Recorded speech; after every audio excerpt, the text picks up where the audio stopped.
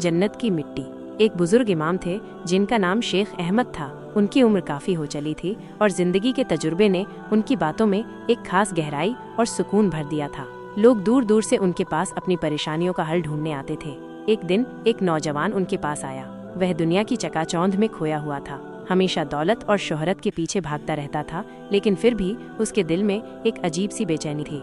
नौजवान ने शेख अहमद से कहा, हजरत, मैंने सुना है कि जन्नत की मिट्टी बड़ी पाक और मुबारक होती है, क्या ये सच है? शेख अहमद मुस्कुराए और कहा, बेटा, जन्नत तो वाकई पाक है और उसकी हर चीज़ मुबारक है, लेकिन क्या तुम जानते हो कि जन्नत की मिट्टी कैसी होती है? नौजवान ने नकारात्मक में सिर हिलाया। शेख अहमद ने कहा, जन्नत की मिट्टी की खुशबू बड़ी निराली होती है। ऐसी खुशबू तुमने दुनिया में कभी नहीं सूंघी होगी। वो मिट्टी इतनी नरम होती है कि उस पर चलने में रूह को सुकून मिलता है, और सबसे खास बात यह है कि उस मिट्टी में कभी कोई गंदगी या नापाकी नहीं होती। नौजवान ये सुनकर बहुत मुतासिर हुआ। उसने पूछा, क्या हम इस दुनिया में जन्नत की मिट्टी का एहसास कर सकते हैं?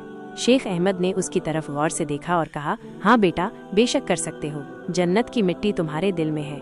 नौजवान हैरान होकर बोला, मेरे दिल में? वो कैसे?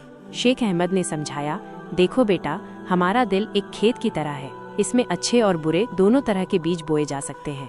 अगर तुम अपने दिल में ईमानदारी, सच्चाई, हमदर्दी और दूसरों के लिए प्यार के बीज बोगे तो तुम्हारा दिल जन्नत की मिट्टी की तरह पाक और खुशबूदार हो जाएगा। और अगर तुम इसमें बुराई, नफरत, लालच और धोखे के बीज बोगे तो ये मिट्टी बंजर और बदबूदार हो जाएगी। उन्होंने आगे कहा, जन्नत की मिट्टी का मतलब सिर्फ कोई खास तरह की मिट्टी नहीं है, बल्कि ये तुम्हारे दिल की पाकीज़गी और तुम्हारी नेक नियति है। जब तुम किसी गरीब की मदद करते हो, किसी यतीम के आंसू पोंछते हो, किसी ज़रूरतमंद को खाना खिलाते हो, तो तुम अपने दिल की मिट्टी को जन्नत की मिट्टी जैसा बना रहे होते हो। तुम्हारी हर नेक अमल एक खुशबूदार फूल की तरह है जो तुम्हारे दिल के बाग को महकाता है। नौजवान शेख अहमद की बातों को गहराई से समझने की कोशिश कर रहा था। उसे महसूस हुआ कि वो बाहरी दुनिया में जन्नत को ढूंढ रहा था, जबकि वो तो उसके अपने अंदर मौजूद थी। शेख अहमद ने अपनी बात जारी रखते हुए कहा, याद रखो बेटा, ये दुनिया एक इम्तिहान की जगह है। यहाँ हर किसी को अपने कर्मों का हिसाब देना है। जिसने अपने दिल की मिट्टी को पाक रखा और नेक काम किए, उसके लिए जन्नत में हमेशा की राहत और खुशी है, और जिसने अपने दिल को बुराइयों से भर दिया, उसके लिए सख्त अजाब है। नौजवान पर शेख अहमद की बातों का गहरा असर हुआ।